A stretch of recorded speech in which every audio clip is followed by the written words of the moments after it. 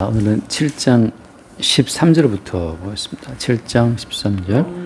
7장. 장로 중 하나가 응답하여 나에게 이르되 이 흰옷 입은 자들이 누구며 또 어디서 왔느냐. 내가 말하기를 내 주여 당신이 아시나이다 하니 그가 나에게 이르되 이는 큰 환난에서 나오는 자들인데 어린 양의 피에 그 옷을 씻어 희게 하였느니라.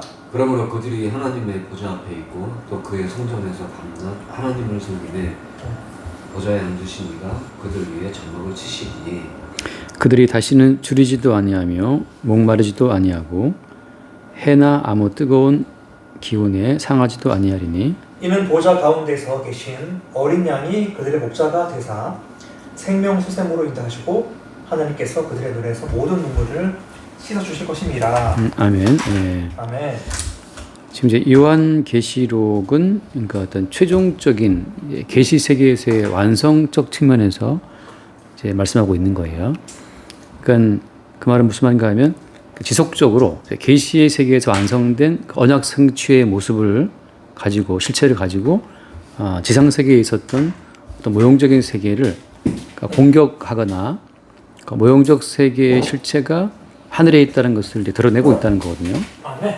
그러니까 우리가 이 요한계시록을 통해서 실체는 하늘에 있구나 이 사실을 봐야만 그러니까 땅에 있는 지상에 있는 것들이 사실은 이제 모형이라는 사실을 우리가 알게 됐죠. 근데 이제 이 계시록을 통해서 그러니까 천상 세계에 완성된 그러니까 어린 양의 피로 인해서 완성된 언약 성취의 세계를 놓치게 되면 땅에 있는 그 무엇인가가 실체인 것을 오해를 하게 된다는 거죠. 그래서 지금 오늘 말씀도 그런 맥락에서 보게 되면은 일단 그 이제 13절 말씀에 흰옷 입은 자들이 누구냐라고 물어보잖아요.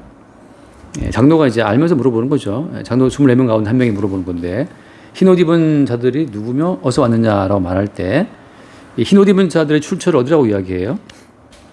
그 다음 절에 보면 큰 환난 나온 자들인데 그들은 어린 양의 피에 그 옷을 씻어 희게 했다. 그러니까 큰 환난 가운데서 나오는 자들이 있고 환난 가운데 그냥 못 나오고 그 가운데 그냥 그대로 뭐랄까요 쓸려가는 자들이 있다고 하는 거죠. 근데 큰 환난 가운데 나온 자들은 어떻게 나오게 된 거예요? 어린 양의 피에 그 옷을 희했다라고 하는 말씀. 자, 바꿔 말하면 이제 이건 어디에 어떤 그 사건을 모형으로 두고 지금 나오는 말씀이죠.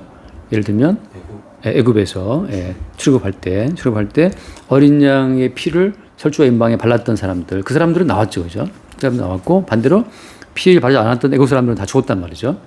그러니까 큰 환란이라는 말을 할 때는 그냥 애굽에서 잘 먹고 잘 살아도 어때요? 환란이에요.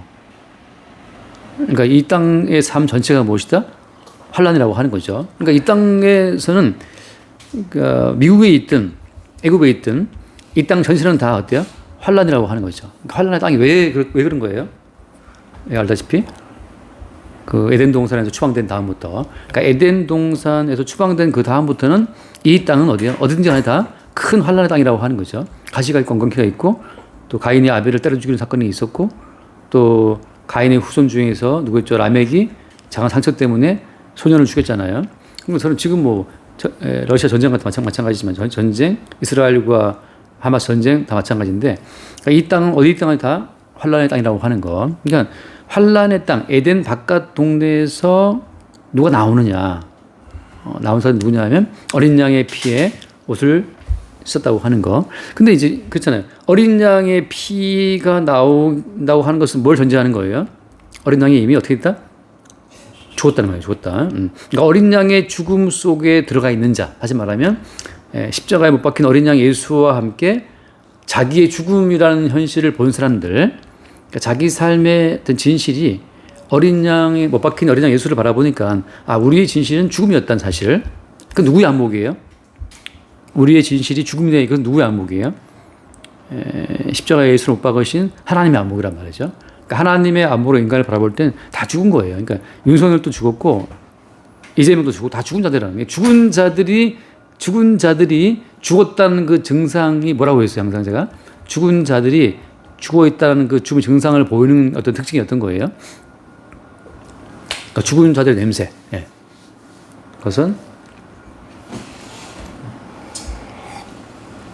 죽은 자들의 냄새라고 하는 것은 자기 중심이죠. 내가 살아있다는 거. 자기의 살아있다는 그 허상. 난 살아있고 나의 살아있음을 내가 지켜야 된다고 하는 그 자기 중심적인 그 모든 사고가 사실은 죽음 속에 들어가 있다는 증상이 돼요.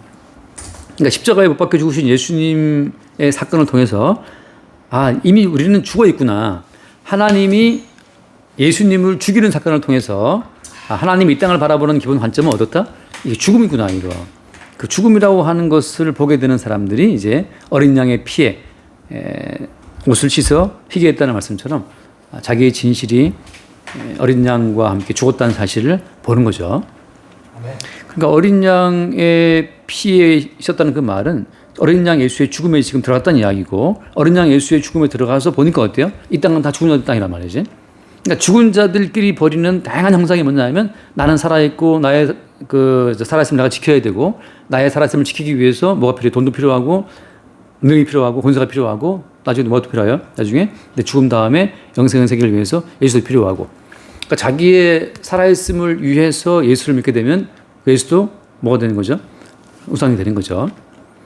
그래서 이 그다음 말씀 보면 15절 말씀에 15절 말씀에 그러므로 그들이 하나님의 보좌 앞에 있고 또 그의 성전에서 밤낮 하나님을 섬기네 보좌에 앉으신 이가 그들 위에 장막을 치시리니. 자, 여기 이제 보면 이게 이제 계시의 세계에서 벌어지는 사건 자체가 역사의 세계 가운데 흘러 들어오는 어떤 장치를 우리가 보게 되는 거예요. 다시 말하면 심장의 피가 온몸으로 뻗어가잖아요. 우리 은규가 말하기를 혈관 중에 제일 많은 혈관 어떤 혈관인지 아세요? 사람 몸 가운데 가장 많은 혈관이 말주시면 모세혈관이에요. 모세혈관. 예. 가장 이게 아주 그 끝까지 뻗어가는 거 모세혈관인데, 그런 것처럼 지금 계시의 세계에서 완성된 그 어린 양에 의해서 완성된 그 성취의 효력이 지상 세계에 있는 성도들한테 어때요? 흘러 들어오는 어떤 순환 어떤 그런 순환 장치 속에 있다고 하는 거죠. 그게 말하자면 이제 어때요? 순환 구조 속에 있기 때문에 매 순간 새롭게 어린 양 예수의 흘린 피가 우리 가운데 어떻게 돼요? 확인되는 거예요. 확인. 그러니까 어린 양 예수님의 피가 우리 가운데 흘러 들어와서 나의 생명의 근원이 내게 있지 않고 어린 양 예수께 있다는 사실이 확인되는 그 순간 어때요? 그 순간에 우리 뭐가 되는 거죠? 이 말씀처럼 보좌 앞에 있고 또 뭐가 있다? 그 성전에서 받는 하나님을 섬긴다는 거고, 보좌 앞에서 하나님을 섬기는 그 섬김 자체가 그때 이루어지는 거예요. 언제? 예수 어린 양의 피가 우리 가운데 흘러 들어옴으로 말미암아서 나의 생존, 나의 생명의 근거가 내 노력이나 내 힘에 있는 것이 아니고 어린 양 예수의 대신 죽으신 피에 있다는 그 사실이 확인되는 그 순간 우리가 이제 천상 세계에 있는 보좌 앞에 있는 것이고 성전에서 섬기게 되는 그 섬김의 어떤 사건 가운데 들어간다고 하는 거예요. 그때 뭐가 온다? 그때 앉으시니까 그들 위해 뭘 치신다? 장막을 치신다라고 하는 거죠. 그러니까 지금 나의 살아있음이 나의 어떤 노력이 있다고 생각할 것 같으면 우리의 삶은 불안정하죠. 아까 잠깐 대화했지만 병원도 지금 의료 어떻게 보면 대란 날 수도 있을 것 같아요. 그렇기 때문에 이제 교수들이 피곤하면 뭐 다 뻗어버리면 못하죠. 지금 전공의 다 넘어갔는데 대학병원들은 다 전공의가 다 그동안 운영해 왔던 건데 다 도망가 버리고 지금 교수들이 동원되면 교수들도 얼마나 많이 사람 볼 수 있겠어요. 피곤할 텐데. 그런 것처럼 근데 이제 그렇게 이 땅의 어떤 제도라든지 이 땅의 어떤 그 삶의 수단들이 우리를 살게 한다고 하는 것에 붙들려 있게 되면 우리 뭘 놓치게 되는 거예요? 그 모세혈관에 흘러들어오는 그 미세한 어떤 피의 순환 속에 존재하는 것처럼 어린 양의 피에 옷을 씻어 희게했다는 그 말씀 그대로 어린 양의 흘리신 피로 말미암아 내가 지금 존재한다고 하는 그 사실을 우리가 잠깐 어떻게 놓칠 수 있는 거죠. 그래서 이 오늘 말씀 가운데서는 그거죠. 보좌에 앉으신 이가 장막을 치신다라고 말할 때 그 장막을 칠 때 어떻게 돼요? 그 다음 말씀 16절 말씀 12절에 16절이죠. 그들이 다시는 줄이지도 아니하며 목마르지도 아니하고 해나 아무 뜨거운 기온에 상하지도 아니하리니. 네, 여기 보면 줄이지 않고 목마르지 않는다. 그 다음에 해나 뜨거운 기온에 안 상한다. 이런 이야기들은 역사상 가운데 보면 역사상 언제 한번 그게 모형적 사건이 있었어요. 광야에서 그렇죠. 광야에서 맞아요. 광야에서 광야에서 만나로 먹이시고 반석으로 생수를 마시게 하고 낮에는 또 어때요? 구름 기둥으로 햇빛을 가리고 밤에는 불 기둥으로 밤의 추위를 가리고 해서 인도했었던 그 애굽에 나온 이후에 광야 사건을 우리가 생각할 수 있죠. 그래서 장정만 60만 명이라고 그러는데 이 엄청난 300만 넘는 그 인구들이 다치지 않고 상하지 않고 광야를 지나왔다고 하는 거. 얼른 잠깐 한번 신명기 말씀 잠깐 신명기 29장 말씀을 보면 신명기 29장 5절 말씀 잠깐 볼게요. 5절에 주께서 40년 동안 너희를 광야에서 인도하셨거니와 너희의 몸에 옷이 밝아지지 아니하였고 너의 다리에 신이 헤어지지 아니하였으며 너에게 떡도 먹지 못하며 포도주나 독주를 마시지 못하게 했으면 주는 너희 하나님 여호와이신 줄 알게 하려 하십니다. 이게 보면 40년 동안 광야를 지나갔는데 옷이 어때요? 낡아지지 않았다. 그다음에 발에 신발이 떨어지지 않았다. 그러니까 이상하게 40년 동안 입고 있는데 그 옷이 낡아지지가 않아. 낮에 그 뜨거운 태양, 밤에 그 뜨거운 추위 들어가고 옷이 낡아지지 않고 신발에 신고 있는 그 신발도 펴지지 않았다. 이런 이제 표현을 하시면서 또 뭘 또 못하겠어요, 주님이? 인간들이 만들어 먹을 수 있는 떡과 포도주 자체를 다 마치지 못하겠다고 하는 거죠. 그리고 어때요? 오직 그들에게 하늘의 만나를 먹이시고 반석에 나는 생수를 마시겠다고 하는 거. 그러니까 이들이 지금 말하자면 주님께서 그들 위해 뭘 치신 거예요? 장막을 치신 거죠. 그러니까 이건 뭘 말하는 거냐면 한번 생각해 보세요. 모세가 처음에 그 산에 올라가서 하나님과 대면했을 때 며칠 동안 있었죠? 40일 동안 있었는데 그때 모세가 40일 동안 뭘 먹었나요?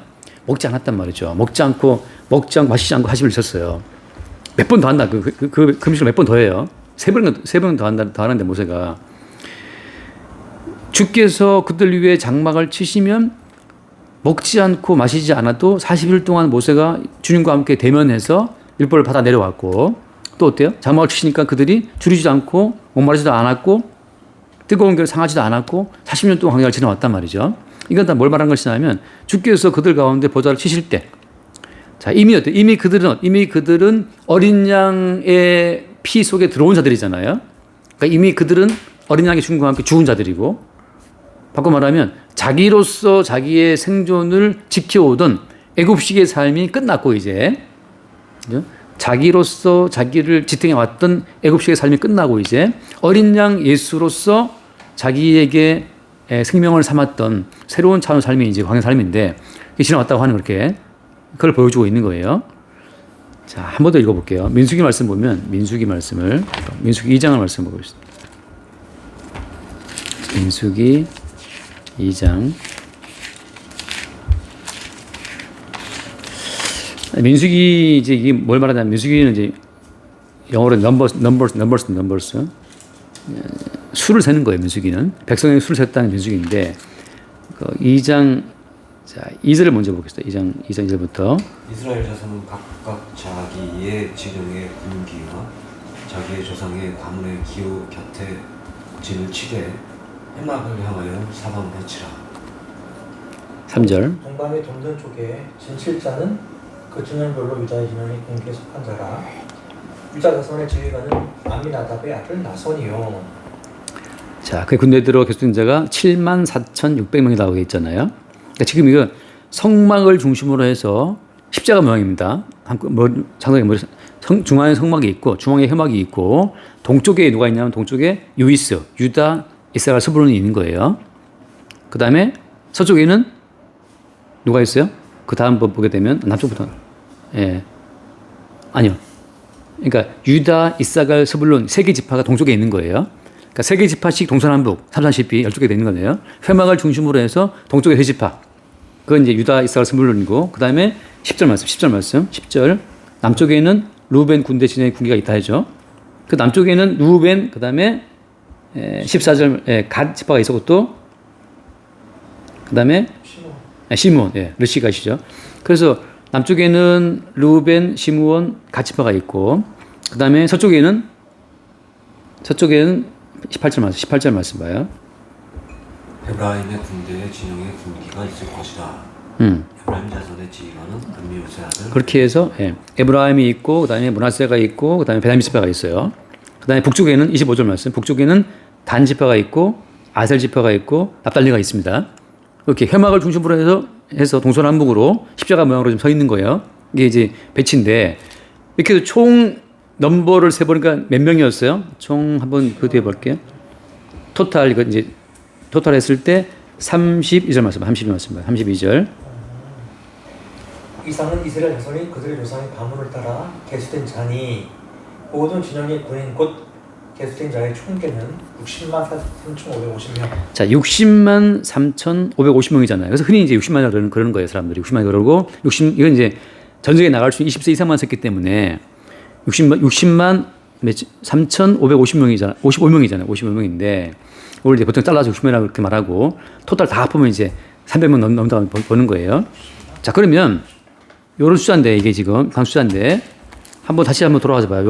요한계시록에 보면은 그 7장에 총 몇 명이었죠? 아까 각 지파마다 12,000명씩 해서 예. 그러니까 요한계시록에서는 각 지파당 몇 명씩 12,000명씩 잘랐어요. 분명 여기 보면 나오지만 아까 처음 봤던 유다 지파만 해도 아까 몇 명이나 유다 지파만 해도 74,000명이었다고. 74,500명이었단 말이죠. 그러니까 민수기에 나와 있는 것은 물리적으로 모형적으로 그 시대에 있었던 숫자를 센 것이고 이걸 뭘 말해? 계시록에 나와 있는 것은 여기 나와 있는 숫자라는 하는 것은 어때요? 언약이라고 하는 것의 활동으로 나타났다는 것을 보여주고 있는 거란 말이죠. 그러니까 계시적인 숫자 가운데서는 다 어때요? 모든 지파가 다 1만 2천 명씩 총 몇 명? 4,000명인 거예요. 이게 어때요? 역사상 언약 속에서 언약의 활동으로 나왔다는 것을 보여주기 위해서는 13만 4천 명이지만 실제 어때요? 민수기에서 몇 명이었어요? 아까 60만 아까 5,500 있잖아요. 그런 것처럼 이게 허다한 숫자란 말이죠. 이게 모든 시대마다 주께의 장막을 치시고 언약으로 빚어낸 사람들 숫자가 받은 것처럼 어때요? 셀 수 없이 큰 무리라고 하는 거죠. 근데 어때? 계시록 가운데에서는 아무리 셀 수 없이 큰 무리를 하더라도 계시적 가운데는 어때요? 언약 활동의 결과물이기 때문에 다 어떻게 잘라요? 뭐로 잘라요? 11,000명씩 자르는 거죠. 각 지파를. 자, 여기에서 이제 민수기에 나와 있는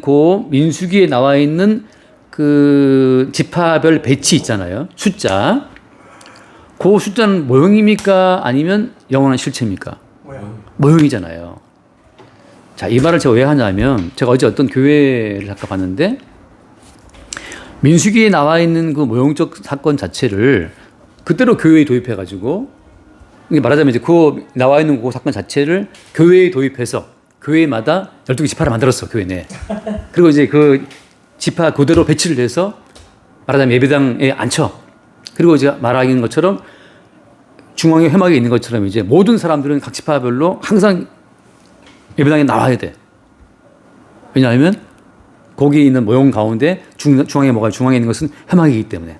회막 가운데는 뭐가 있어요? 항상 회막 가운데는 늘 모세가 말씀을 증거했기 때문에 또 항상 아론이 그 제사를 했단 말이죠. 그래서 모든 성도들을 지파의 한 그걸 이렇게 임의로 이렇게 배분을 해서 다 나오게 했단 말이죠.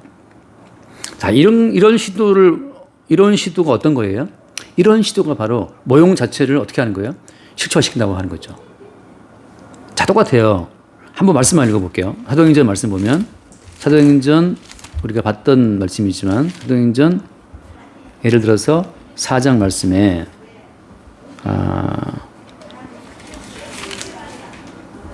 4장 32절 말씀 32절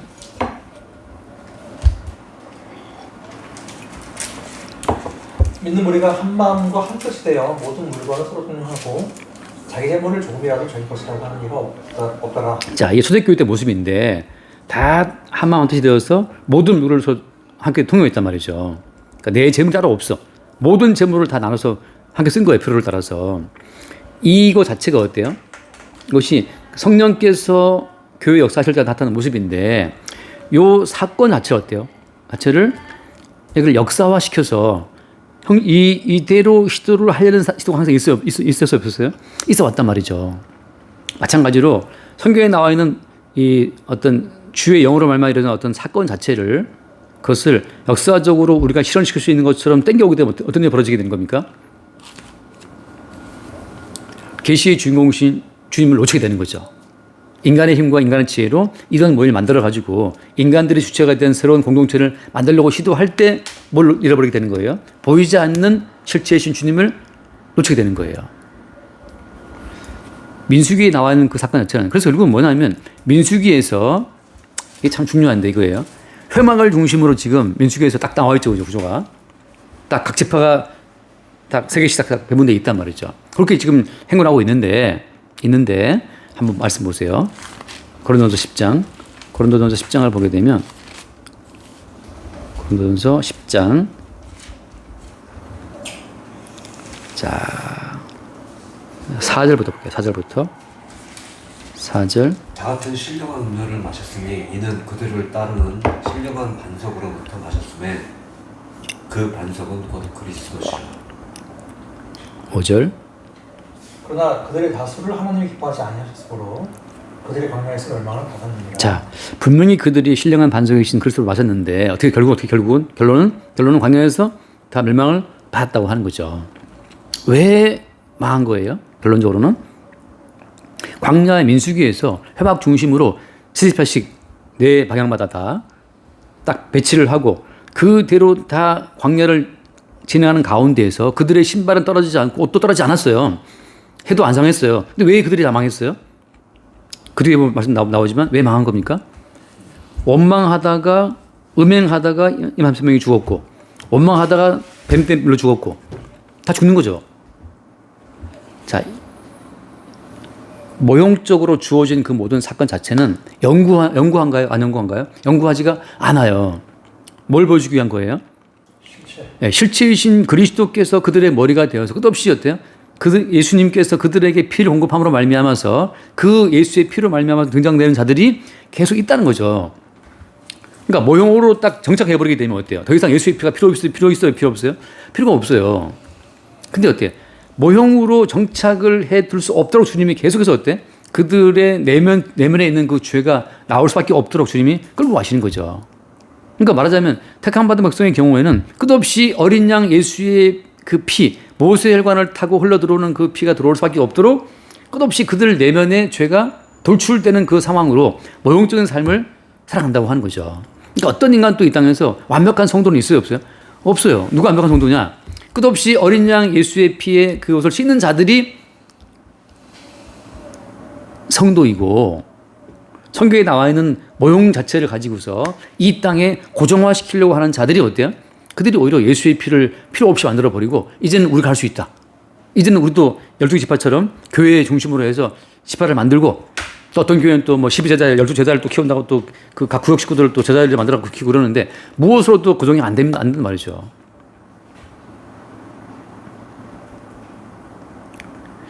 그래서 그 뒤에 말씀 마저 읽을게요. 거기 요한계시록 7장 17절. 이는 보좌 가운데서 계신 어린 양이 그들의 목자가 되사 생명수 샘으로 인도하시고 하나님께서 그들의 눈에서 모든 눈물을 씻어주실 것이니라. 눈물은 매일 흐르고 죄는 매일 흘러나와요. 그러니까 끝없이 육신을 입고 있는 한 육체를 입고 있는 게 참 좋은 것이 천사가 흠모할 만한 것이 육체를 입고 있기 때문에 끝없이 어때 육체로부터 뭐가 나와요? 죄가 나오고 죄가 나옴으로 말미암아서 어린 양 예수의 피의 가치를 증거하는 용도로 우리 몸이 지금 동원되고 쓰이고 있는 거예요. 보좌 가운데 계신 어린 양이 그들의 목자가 되사 어디로 인도한다? 생명샘으로 인도하신다. 그러니까 이 샘이라고 하는 것은 자 이거죠. 이 땅에서 아무리 훌륭한 교회였다고 칩시다. 정말 말씀이 충만한 교회였다고. 근데 그 교회가 생명의 샘을 그 교회 내에 항상 고정적으로 갖고 올 수 있나요? 갖고 올 수 없어요. 왜? 생명의 샘이라는 것은 지금 목자가 되시는 그 어린 양이 인도하시는 거기 때문에 우리 교회는 생명의 샘이 있어 라고 해서 항상 교인들을 끌어모은다고 해서 거기 생명성이 있느냐? 거기 없다는 거죠. 아까 봤던 것처럼 민수기에서 완벽한 진을 짜가지고 움직이나 하더라도 결국은 다 망했어요. 다 망하고 또 망하면서 뭘 증거하는 겁니까? 결국은 인간은 모형으로 존재한다는 사실을 뭘 증거하는? 실체이신 주님의 어린 양 되심을 증거하는 용도로 존재한다는 사실을 확인하는 것뿐이죠. 그러니까 지금 계시의 세계에서 어린 양의 피가 역사를 타는 우리 가운데 매일 흘러 들어오는 그 사건. 그게 무슨 사건이에요? 십자가 사건. 어떻게 드러나는 겁니까? 이런 거지, 맞아. 내가 오늘 예컨대 음행의 죄를 지었다. 라고 해서 우리가 죄인됨을 우리가 알 수 있나요? 자, 다시. 우리가 누굴 미워했다고 칩시다. 그것 자체가 우리가 죄인이라는 증거가 되나요? 제가 아침에 잠깐 쇼츠 올렸는 거 혹시 보셨나 모르겠지만, 끝없이 우리 내부로부터 죄악들이 복수, 신즈, 나온단 말이죠, 죄악들이. 근데 끝없이 그 죄악들을 우리 가운데 뿜어내게 만드는 우리 내부에 숨어 있는 그 죄의 뿌리가 있단 말이에요. 그 죄의 뿌리가. 그걸 뭐라고? 그게 죄인데, 그게 죄. 근데 그 죄라고 하는 것은 한마디로 말하면 어떤 거예요? 끝없이 수없이 많은 죄악들을 뿜어내고 있는 그 원천적인 그 죄라고 하는 것은 그건 뭘까요? 그것이 어떻게 드러나는 거죠, 마지막에? 십자가 못 박는 거. 그렇죠. 예수를 십자가 못 박아 죽이는 거. 왜냐하면 예수님께서 마지막에 우리를 괴롭히는, 그러니까 우리의 소원과 우리의 뜻을 들어주지 않는 그 예수 그리스도. 왜? 내가 원하는 것들을 채워주지 않는 예수는 우리에겐 필요가 있다 없다? 필요가 없으니까. 결국은 내가 스스로 하나님 되고 내가 스스로 왕 되는 과정 가운데에서 누가 왕됨을 내가 버려버리는 거예요? 예수 왕됨을 내가 거부하는 거죠. 그래서 결국은 예수를 못 박아 죽이는 나의 나됨, 그 나의 주인됨, 나의 그 신됨 자체가 그게 사실은 죄의 뿌리예요. 우리가 바깥으로 그러니까 내가 누구를 미워했다. 왜 미워하는 거죠? 내가 화를 냈다. 왜 화를 내는 거죠? 내가 왕인데 네가 나의 성적 건드려? 하고 우리는 미워한단 말이죠. 내가 왕인데 음행했다. 내가 왕이니까 내 맘대로 할 거야. 바세바 데리고 와. 내 맘대로 할 거야. 이거란 말이죠. 그러니까 내가 스스로 신이 되어서 내 왕됨을 펼치는 과정 가운데에서 다양한 죄악들이 신지가 나올 뿐이지, 사실은 그 속에 뭐가 들어있어요? 내가 내 인생의 주인이고 내가 하나님이고 내가 왕이라는 게 들어있단 말이죠. 그러니까 내가 내 성질을 건드려? 하고 우리는 화를 낼 수밖에 없고. 그리고 불평을 왜 하는 겁니까? 불평? 아까 봤던 것처럼 원망 왜 하는 거예요? 내가 왕인데 뜻대로 왜 안 내줘? 하고 원망한단 말이죠. 그러니까 뜻대로 안 될 때 그때 내 앞에 계신 예수가 내가 바로 진짜 왕이다. 내 마음대로 안 되는 건 당연한 거야. 라고 말할 때 우리는 그 예수를 우리는 죽이는 거죠. 내가 왕이라는 사실을 주장하기 위해서.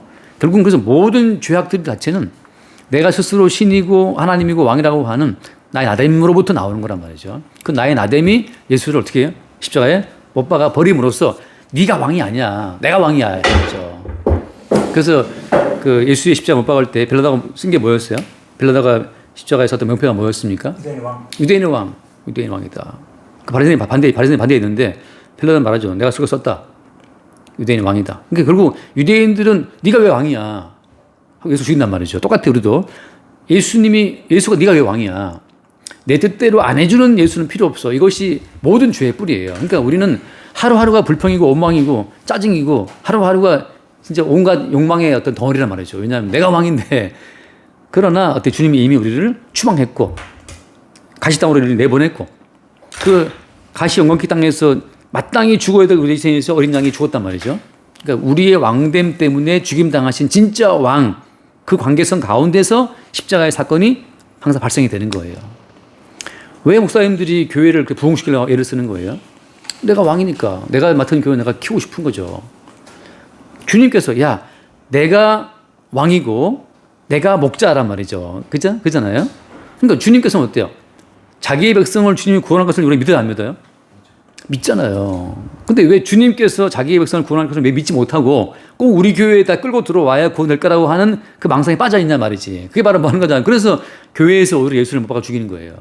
노아가 8명 구원했다. 8명 구원한 것 자체는 누가 한 건 아니면 주님이 한 거란 말이죠. 천사들이 와서 롯 식구들을 끌고 왔단 말이죠. 누가 한 거예요? 주님이 한 거란 말이죠. 주께서 택하신 백성은 주님이 반드시 구원하시는데 우리는 어때요? 우리는 그 주님의 주되심을 인정하지 못하고 우리가 만들어 놓은 이 모형적 교회를 키우고 싶은 거지, 말하자면. 마찬가지죠. 우리 인생 실패했나요? 우리 인생? 우리 인생에 주님이 주님이다 할 것 같으면 그 주님이 우리 인생을 끌고 와서 신발도 떨어지지 않고 옷도 헤어지지 않고 너 줄이지 않고 마시지 않고 목마르지 않고 다 한다. 여태껏 지금 살아있다는 거죠. 살아있단 말이죠. 옷도 지금 다 뭐 안 떨어 입고 있는데, 근데 우리 항상 어떻게? 항상 우리는 뭐 원망이 많고 불만이 많고 불평이 많고 그리고 온갖 이제 음욕이 올라오고 난리가 아니죠, 우리가. 그거 자체가 이미 주께서 이미 우리를 광야의 삶 가운데 지금 끌어와시면서 뭐 하냐 하면 끝없이 결론이 이거예요. 끝없이 어린 양의 피가 스며 나오도록 끝없이 어린 양의 피가 흘러나오도록 누구 때문에? 나의 나됨으로 말미암아 예수를 찌르고 밀치는 과정에서 예수의 피가 우리 가운데로 흘러 들어오도록 하는 거란 말이죠. 그러니까 이게 아까 받은 거죠. 예수의 피에 옷을 찢었잖아요. 근데 이 예수의 피를 찍어 바르는 게 아니고 어떤 거예요? 말하자면 아까 제가 든 표현 모세혈관처럼 예수의 피가 우리 가운데 흘러 들어와야 돼. 어떻게? 우리가 예수를 밀치는 과정에서 찢어진 그 살로부터 예수의 피가 우리 가운데로 흘러 들어오는 거죠. 우리는 항상 우리됨을 고집하는 것 때문에 항상 예수를 십자가로 밀치게 되고 그때 밀쳐진 그분으로부터 피가 우리 가운데 흘러 들어오는 거죠. 마치 이제 뭐랄까 어릴 때 보면 애기들이 얼마나 젖을 빠는지 젖을 막 빨면 사실 이제 그 엄마들은 고통스럽지만 마지막에는 이제 우리는 끝없이 그 예수로서의 피를 빨아먹는 어떤 어린 아이처럼 우리됨으로 말미암아 예수님의 피를 흘리게 만든 십자가 사건의 주인공으로서 그 주님의 영원한 나라의 그 성전 가운데서 참여하게 되는 겁니다. 하나만 읽고 마칩시다. 이게 뭐 마치나라는 말을 다 믿지 마세요. 사도행전 20장 말씀할게요. 사도행전 20장 말씀을 보면 20장 28절 말씀을 읽어볼게요. 20장 28절. 여러분은 자기를 위하여 또는 온 양떼를 위하여 삼가라. 성령이 그들 가운데 여러분을 감독자로 삼고 하나님이 자기 피로 사신 교회를 보살피게 하셨느니라. 여기 보면 지금 사도 바울이 에베소 교회 목회하다가 떠나가면서 이제 에베소 교회 장로들을 불러서 지금 골별설교하는 장면이거든요. 그러니까 에베소 교회 장로들한테 당부하는 내용이에요. 근데 그 내용이 어떤 거예요? 니들 여러분 장로님들 여러분 자신을 또 양떼를 위해서 삼가라. 근데 삼가라는 그 내용이 어떤 내용이에요? 성령이 그들 가운데 여러분을 세운 것은 뭐 때문이다? 자기 피로 사신 교회를 보살피게 하려 합니다.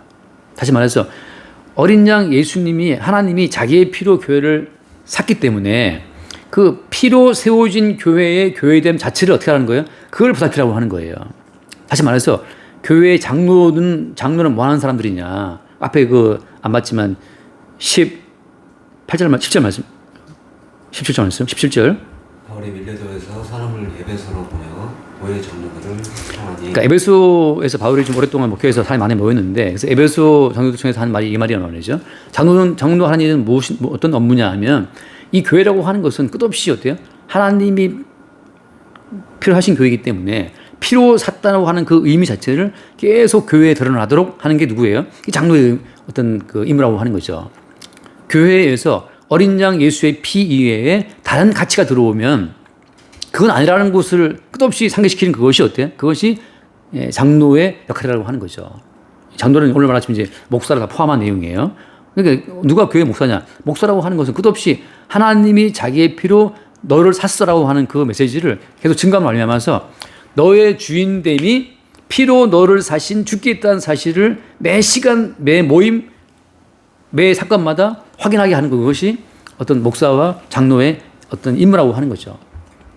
그러니까 지금 요한계시록에서 분명히 12,000명씩, 그죠? 12,000명씩 지파에 다 들어와 있잖아요.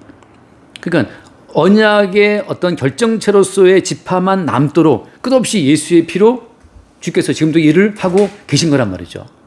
어린 양 예수의 피가 모세혈관을 타고 그들 공급이 안 되면 어때? 그들은 10만 4천 가운데 속한 자들이 아닌 거죠. 끝없이 매 시대마다 매 장소마다 그것이 광야든 뭐 아프리카든 아메리카든과 상관없이 모든 공간과 장소를 초월해서 끝없이 계시의 세계에서는 항상 뭐 하는 거예요? 12,000명씩 10만 4천 명만 생성되는 그 언약 활동의 역사 자체를 무엇으로? 어린 양의 피로 계속 지금도 진행하고 있다는 사실을 보여주는 거죠. 그러니까 항상 어린 양의 피의 역사로 말미암아서 이 땅 가운데서 우리는 어린 양 예수의 피로 말미암아 존재한다는 그 사실을 고백하게 된 자들이 나오게 되면 그들은 무수히 많은 숫자일지라도 어때요? 주님 보시기에는 언약 활동의 결과물로 이 땅에 존재한다는 것을 보여주고 있는 거죠. 그들 가운데 어때요? 눈물이 사라지는 것이고 그들 가운데 주님의 이루가 있는 겁니다. 하나만 더 읽고 고린도전서 7장 고린도전서 7장 23절을 볼까요? 23절. 23절. 너희는 값으로 사신 것이니 사람들의 종이 되지 말라. 자, 뒤에도. 형제들아 너희는 각각 부르심을 받은 그대로 하나님과 함께 구하라. 자, 사람들이 종되지 말라고 하는 것은 말하자면 이제 고린도 교회 가운데에서 이게 사람의 어떤 화술이라든지 사람의 어떤 그런 어떤 카리스마, 그것 때문에 사람들이 그냥 사람들한테 매여 있는 거예요. 근데 지금 중요한 건 어떤 겁니까? 주님께서 핏값을 샀기 때문에 주님이 그들의 친히 주님이란 말이죠. 그러니까 어떤 가치에도 어떤 사람에게도 매일 필요가 있다 없다? 매이지 말라는 거죠. 아까 잠깐 들은 그 어떤 카리스마, 보통 이제 큰 교회 목사님들은 카리스마 있기 때문에 카리스마를 갖고 이제 교회를 통치하고 이러는데 그 참 거부할 수 없는 어떤 그런 어떤 카리스마가 있어요. 어떤 분들한테는. 근데 지금 주님께서는 그 주님의 피로 하신 백성들이기 때문에 반드시 어때요? 그 피 활동을 알면서 택한 백성들은 불러내시겠죠. 그죠? 그래서 부르심을 받은 그대로 하나님께 구하라. 말씀 그대로. 그러니까 이 어린 양의 피로 말미암아 존재하는 성도들은 보이지 않지만 어린 양 예수 그리스도 이외에 어디에도 매이지 않는 거죠. 모두가 다 어린 양 예수께만 매여 있기 때문에 어린 양 예수님의 통치 가운데에서 전체의 질서가 어떻게 돼요? 세워지는 거란 말이죠. 그러니까 옆에 사람 때문에 세워지는 것이 아니고 보이지 않는 그리스도 예수, 그러니까 이런 거죠. 현상으로 볼 때 옆에 사람의 어떤 권면이 먹혔다 하더라도 어때요? 그 사람은 뭘 바라보게 돼요? 이 사람을 통해서 내게 말씀하신 그 머리신 주를 바라보게 되겠죠. 그 사람들만이 어때요? 사랑에 매이지 않아요. 안 그러면 내게 내게 조언해준 좋은 친구라고 또 매인단 말이죠. 근데 그 사람이 아니고 그 사람으로 하여금 말하게 해주신 머리신 주를 바라보게 될 때 어때? 우리 매이지 않고 오직 우리를 필요 하신 예수님을 바라보게 되는 그 과정에 들어가는 거예요. 그럼으로써 보이지 않는 실체이신 머리이신 주님이 전체를 통치한다는 그 사실이 무엇으로? 끝없이 모세혈관까지 피를 뿜어보내는 심장처럼 말이죠. 끝없이 어린 양의 예수의 피를 공급해내는 과정을 통해서 오늘 또 우리의 죄인됨을 들춰내고 흘리신 예수의 피를 공급함으로 말미암아서 우리가 이 언약의 결과물이라는 사실을 만천명 쭉 세워지는 이 지파의 어떤 이 숫자에 들어있는 의미처럼 끝없이 우리를 언약으로 세우시는 주의 언약 활동을 보게 되는 거죠. 그러니까 뭐 보이는 사람이 아니고 보이지 않는 주님이라는 사실을 우리는 보이는 어떤 사람 통해서 보게 되는 거예요. 그게 말하자면 주님께서 그들 위해 장막을 치신 어떤 주님 활동의 결과라고 하는 거예요. 한번 읽고 돌아와서 요한계시록 5장에서 5장 6절 말씀 봅시다. 5장 6절. 내가 또 보니 보좌와 네 생물과 나무 사이에 한 어린 양이 서 있는데 일찍이 죽임을 당한 것 같더라. 그에게 일곱 뿔과 일곱 눈이 있으니 이 눈들은 온 땅에 보내심을 받은 하나님의 일곱 영이더라. 네, 온 땅 위에 보내심 받은 하나님의 일곱 영이라고 하잖아요. 어린 양의 일곱 눈이라고 하는 것은 그냥 보는 것만이 아니고 전체 모든 그 자기 백성들의 그 안목 관점 자체를 뭘 보게 하는 거예요? 모든 자기 백성들의 안목과 관점, 모든 시선 자체를 어딜 보게 하는 거예요? 일곱 눈의 주인공이신 어린 양을 보도록 하는 거란 말이죠. 그러니까 자기 백성 같은 경우에는 어디에 있다 하더라도 어때요? 일곱 뿔과 일곱 눈이 있으니 누가 어린 양한테 그 눈들은 온 땅에 보내심 받은 영이란 말이죠. 그러니까 그 어린 양의 일곱 눈의 장막 속에 있는 자들은 언제 어떤 사건이 있다 하더라도 어디를 바라보게 돼 있어요? 그 일곱 눈의 주인공이신 어린 양을 본다는 거죠.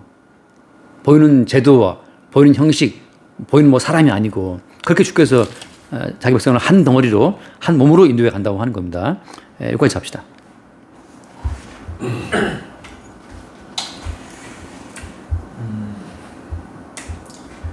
주님 감사합니다. 오늘 말씀에 등장하는 흰옷 입은 자들의 모습을 통하여